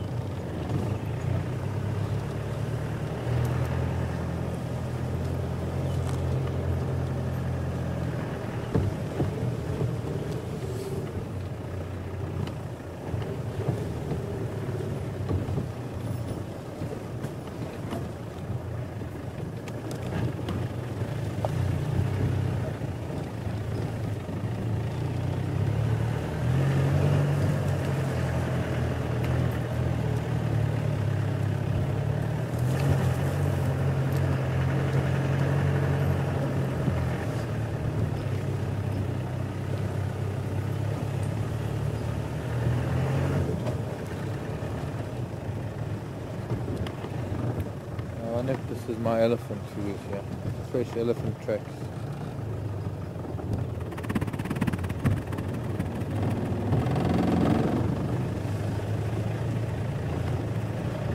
What I mean by my elephant is the elephant that I was looking for this morning. Oh well, there is a second chance later on today to try.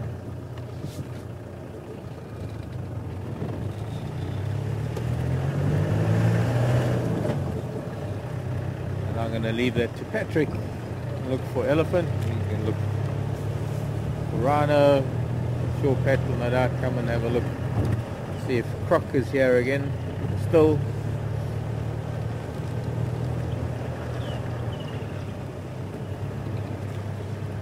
These are a few tracks to follow that I didn't manage to get to.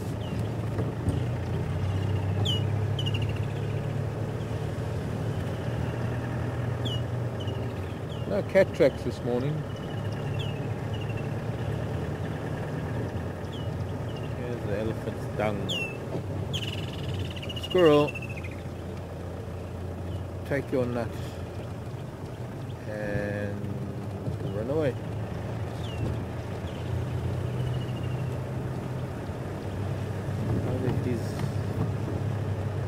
I'll get some idea which direction this elephant was walking in. Kind of hard, the ground's very hard. But it looks like he came from the north and headed south. Oh, my time is up. Look there. No more coins for the machine. I guess I better say goodbye. Time for us to put things on charge. Have some breakfast, and we'll be seeing you a little bit later. My name is Mark. Cat's been on camera. Thank you very much for joining me this morning. This has been Wild Earth Safari, and I hope you've enjoyed it. Bye for now.